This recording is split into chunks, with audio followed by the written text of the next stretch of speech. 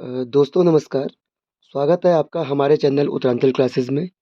आज हम एक नए अपडेट के साथ यहाँ पर जुड़ रहे हैं, जो कि आधारित है यूजीसी रेगुलेशन 2025 पे। जैसे कि आपको जानकारी है कि यहाँ पर जो आज के न्यूज़पेपर में जो ये हेडिंग आ रखी है कि अलग-अलग विषयों में जो यूजी, पीजी अगर हैं, तो भी आप शिक्षक बन सकेंगे। यानी कि जो यूनिवर्सिटीज़ या जो डिग्री कॉलेजेस हैं, उसमें आप अगर असिस्टेंट प्रोफ़ेसर बनने जा रहे हैं, तो आपका अगर किसी अलग-अलग सब्जेक्ट्स में अगर आपका सब्जेक्ट अगर है, जैसे ग्रेजुएशन में अलग है, पीजी में अलग है या पीएचडी अलग में है, तो भी आप उस बेसिस पे क्या बन सकते हैं, संबंधित विषय में आप शिक्षक बन सकते हैं। तो यहाँ पे सबसे पहली चीज़ मैं आपको ये बताना चाहूँगा, यहाँ पे जो पहला पॉइंट आप देखेंगे कि जो एपीआई है, यानी कि एकेडमिक परफॉर्मेंस इंडेक्स, इसको हटा दिया गया है। 2020 में आपको जानकारी होगी कि यूजीसी का जो एक नया प्रस्ताव आया था, उसमें उन्होंने एपीआई कर दिया था। यानी कि अब आपके लिए उस समय नेट की जो बाध्यता थी, वो नहीं थी। पीएचडी और जो आपका एकेडमिक परफॉर्मेंस है, उसके आधार पे आपको एक मेरिट बनाई जा रही थी और उसके आधार पे इंटरव्यू के लिए कॉल किया जा रहा था।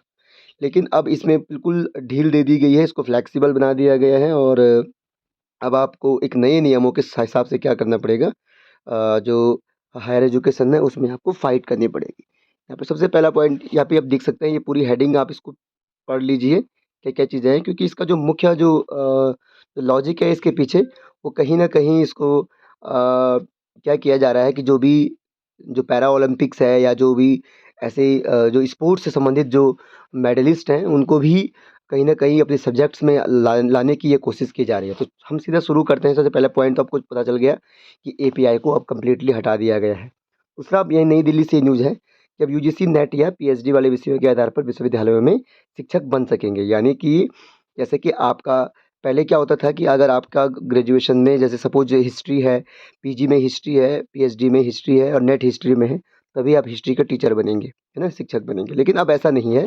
अब आपने अगर अब आप किसी अन्य सब्जेक्ट से पीजी किया है, हो सकता है ग्रेजुएशन में आपके सब्जेक्ट उससे मैच ना हो रहे हों, लेकिन जो आपका पीजी का सब्जेक्ट है और आपने उसमें नेट कर रखा है, तो आप तब भी शिक्षक बन सकेंगे। तो ये एक बहुत फ्लेक्सिबिलिटी लाई गई है और एक नया कॉन्सेप्ट, एक डायनेमिक चीज़ें एजुकेशन में जोड़ने की ये एक कवायद है। तो इसमें आप देख सकते हैं कि पहली हेडिंग यही है कि अब यूजीसी नेट या पीएचडी वाले विषयों के आधार पर विश्वविद्यालयों में शिक्षक बन सकेंगे।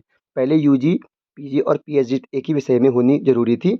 राष्ट्रीय शिक्षा नीति 2020, जो कि यहाँ पे लिखा हुआ है, के तहत विश्वविद्यालयों में शिक्षक बनने की प्रक्रिया में लचीलापन लाया जा रहा है। तो दोस्तों, इसमें आप नेक्स्ट देखो कि इसमें जो नेक्स्ट पॉइंट है कि विश्वविद्यालय में 2 तरह के नियमित शिक्षक होंगे, जबकि तीसरे वर्ग में प्रोफ़ेसर और प्रैक्टिस के तहत उच्च शिक्षण संस्थानों में 10% सीटों पर 3 साल तक के लिए इंडस्ट्री या अपने क्षेत्र के जो दिग्गज शिक्षक हैं, वो बनकर सेवाएँ दे सकते हैं। ख़ास बात यह है कि खेलों को बढ़ावा देने में जो मकसद है इसके पीछे क्या है, पहली बार यूजीसी ने शिक्षक भर्ती नियमों में पैरालंपिक्स समेत कई अन्य राष्ट्रीय व अंतर्राष्ट्रीय प्रतियोगिताओं के प्रतिभागियों व अवार्डों को भी क्या कर दिया है, शामिल कर दिया है। यानी कि उनको अब प्रिविलेज मिलेगी यहाँ पर।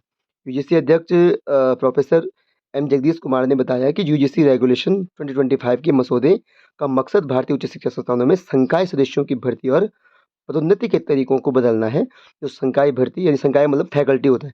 तो संकाय भर्ती और करियर प्रगति में लचीलापन, समावेशिता को, उत्कृष्टता को बढ़ाते हैं। उदाहरण के लिए अब यूजीसी नेट अपनी मनपसंद विषय में देकर शिक्षक बन सकते हैं, भले ही उनकी स्नातक और स्नातकोत्तर डिग्री अलग-अलग विषयों में हो। यानी कि यही मेन है कि आप स्नातक किस में है, ग्रेजुएट किस में है, आप पोस्ट ग्रेजुएट किस में है, ये डिपेंड नहीं करता। आपने जिस सब्जेक्ट्स में मतलब जो नेट की बाध्यता क्लियर कर दी हो, आप उसमें शिक्षक बन सकेंगे। इसमें जो साइंस के जो स्टूडेंट होंगे उनको फ़ायदा मिलेगा, क्योंकि वो ग्रेजुएशन किसी अन्य में करते हैं, साइंस स्ट्रीम से करते हैं और फिर पीजी से सब सपोज़ वो इकोनॉमिक्स से कर देते हैं।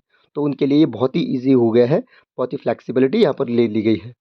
इसमें एनईपी 2020 में के तहत जो उच्च शिक्षा में बहुविषयक परिस्थिति, यानी कि जो एपीआई था, वो अब हट गया। इसके अलावा पुस्तकों, अध्यायों और शैक्षणिक संस्थानों के प्रकाशन में भारतीय भाषाओं पर जोर दिया गया। यानी कि इंडियन लैंग्वेजेस को भी क्या कर दिया गया, इसमें जोड़ दिया गया है। बहुत सारी भारतीय भाषाएं अब यूजीसी का क्या बन गई है, पार्ट बन गई है। तो दोस्तों, ये आज की न्यूज़ थी, जो कि स्टूडेंट्स के लिए या जो प्रोफेसर एस्पायरेंट्स है या नेट एस्पायरेंट्स है, उनके लिए बहुत ही अच्छी है। और सबसे अच्छी बात इसमें ये है, ये एपीआई जिसका हम भी विरोध कर रहे थे, ये क्या हो गया है, इसको हटा दिया गया है।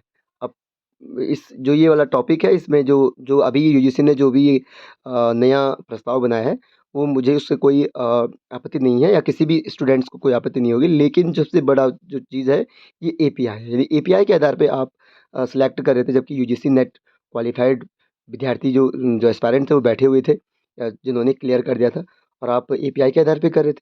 तो कहीं न कहीं इसमें एक इनोवेशन है, और एक हो सकता है इसमें बहुत अच्छा ये आने वाले टाइम के लिए हो। और अब ये जो भी ये मसौदा होगा, ये जो अभी यूजीसी ने इसमें पूरा ये बना दिया है, अब ये स्टेट्स गवर्नमेंट को भेजा जाएगा, और स्टेट गवर्नमेंट भी क्या करेंगे, अपने-अपने हिसाब से अपने जो हायर एजुकेशन में संबंधित जो चेंजेज़ करेंगे, वो इसी के आधार पे करेंगे। दोस्तों, मिलते हैं एक नई अपडेट के साथ, तब तक के लिए धन्यवाद।